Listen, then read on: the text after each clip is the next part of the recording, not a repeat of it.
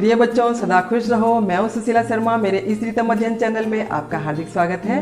बच्चों, मैंने आपके लिए 7वीं कक्षा का संस्कृत विषय का सभी पाठों का हिंदी अनुवाद और प्रश्नों के उत्तर तैयार किए हैं। तो आज हम करेंगे हिंदी अनुवाद पाठ 11 सम वायु ही दुर्जय का। इसका अर्थ है मजबूत संगठन को पराजित करना कठिन होता है। और इस पाठ के प्रश्न उत्तर इस वीडियो के डिस्क्रिप्शन में दिए हुए लिंक पर जाकर आप देख सकते हैं। तो चलिए शुरू करते हैं पाठ का हिंदी अनुवाद। इससे पहले ये छोटी सी झलक देखिए।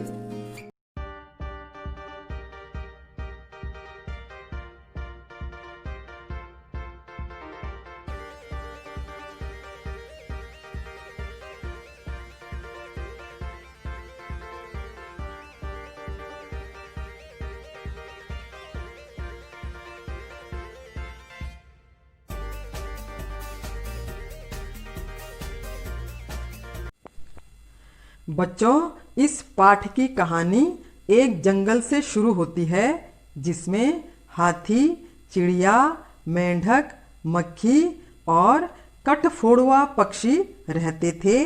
तो चलिए अब हम इस कहानी को पढ़कर समझते हैं। पुरा एकस्मिन् वृक्षे एका चटका प्रतिवसति स्म। पुराने समय में एक पेड़ में एक चिड़िया रहती थी। कालेन तस्याः संततिः जाता। कुछ समय बाद उसके बच्चे हुए। एकदा कश्चित् प्रमत्तः गजः तस्य वृक्षस्य अधः आगत्य तस्य शाखां शुण्डेन अत्रोटयत्। एक बार किसी मतवाले हाथी ने उसी पेड़ के नीचे आकर उस पेड़ की टहनी को अपनी सूंड से तोड़ दिया। चटकायाः नीडम भुवि अपतत। चिड़िया का घोंसला जमीन पर गिर गया। तेन अंडानी विशीर्णानी। उसके अर्थात चिड़िया के अंडे फूट गए। अथ सा चटका व्यलपत। इस पर चिड़िया विलाप करने लगी। तस्याः विलापं श्रुत्वा काष्ठकूटः नाम खगः दुखेन ताम अपृच्छत। उसका विलाप सुनकर एक कठफोड़वा नामक पक्षी ने दुखपूर्वक उससे पूछा, भद्रे किमर्थम विलपसी। हे प्यारी सी चिड़िया, तुम क्यों रो रही हो। इति ऐसा उसने पूछा। कठफोड़वा पक्षी के पूछने पर अब चिड़िया ने उत्तर दिया, चटका वदत दुष्टे नैकेन गजेन मम संततिः नाशिता। चिड़िया ने कहा, एक दुष्ट हाथी ने मेरे बच्चों को मार दिया। तस्य गजस्य वधनेव मम दुखम अवसरेत। उस हाथी को मारकर ही मेरा दुख दूर होगा। ततः काष्ठकूटः ताम वीणारवा नाम्न्याः मक्षिकायाः समीपम अनयत। तब कठफोड़वा उसको वीणारवा नाम की एक मक्खी के पास ले गया। तयोः वार्तां श्रुत्वा मक्षिका वदत। उन दोनों की बातें सुनकर मक्खी ने कहा, ममापि मित्रम मंडूकः मेघनादः अस्ति। मेरा भी मेघनाद नाम का मेंढक एक मित्र है। शीघ्रम तमुपेत्य यथोचितम करिष्यामः। जल्दी से उसके पास जाकर जो उचित होगा वही करेंगे। तदानीं तौ मक्षिकया सह गत्वा मेघनादस्य पुरः सर्वं वृत्तान्तं न्यवेद्यताम्। उन दोनों ने मक्खी के साथ जाकर मेघनाद के सामने पूरी कथा सुनाई। चिड़िया, कठफोड़वा, मक्खी इन सब की बातें सुनकर अब इन्हें मेंढक अपनी योजना समझाता है। मेघनादः अवदत् यथाहं कथयामि तथा कुरुतम। मेघनाद ने कहा, जैसा मैं कहता हूँ वैसा ही करो। मक्षिके प्रथम त्वं मध्याह्ने तस्य गजस्य कर्णे शब्दम कुरु। हे मक्खी, सबसे पहले तो तुम दोपहर के समय उस हाथी के कानों में आवाज करो। येन सह नयने निमील्य स्थास्यति। जिससे कि आंखें बंद करके वह वहीं रुक जाएगा।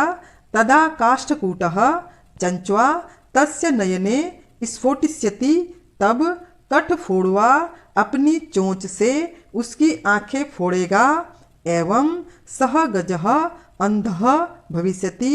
इस प्रकार वह हाथी अंधा हो जाएगा। त्रिसार्थः सह जलाशयम गमिष्यति। प्यास से व्याकुल होकर वह तालाब की ओर जाएगा। मार्गे महान गर्तः अस्ति। रास्ते में बहुत बड़ा गड्ढा है। तस्य अंतिके अहम स्थास्यामि शब्दम च करिष्यामि। मेंढक ने कहा, मैं उस गड्ढे के अंदर बैठ जाऊंगा और आवाज करूंगा। मम शब्देन तम गर्तम जलाशयम मत्वा स तस्मिन्नेव गर्ते पतिष्यति मरिष्यति च। मेरी आवाज से उस गड्ढे को तालाब मानकर वह उस ही गड्ढे में गिर जाएगा और मर जाएगा। अथ तथा कृते। इस प्रकार जैसी योजना मेंढक ने बनाई सबने वैसा ही किया। सह गजः मध्याह्ने मंडूकस्य शब्दम अनुसृत्य महतः गर्तस्य अंतः पतितः मृतः च। और वह हाथी दोपहर में मेंढक की आवाज का पीछा करते हुए उस बड़े गड्ढे के अंदर गिर गया और मर गया। तथा च उक्तम। और इसलिए कहा गया है, बहु नामप्य साराणाम समवायो ही दुर्जयः। अर्थात अनेक निर्बलों का संगठन हो जाए तो उन पर विजय प्राप्त करना कठिन ही होता है। तो बच्चों, यहाँ पर हमारे पाठ का हिंदी अनुवाद भी पूरा हो चुका है।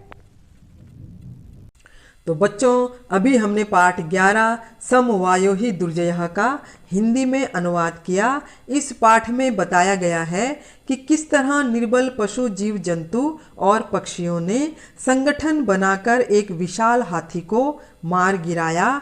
इस पाठ से हमें यह शिक्षा मिलती है कि संगठन में अजेय शक्ति होती है। चाहे कितना ही बड़ा संकट हो, चाहे कितना ही मुश्किल कार्य हो, मजबूत संगठन हमेशा सफल होता है।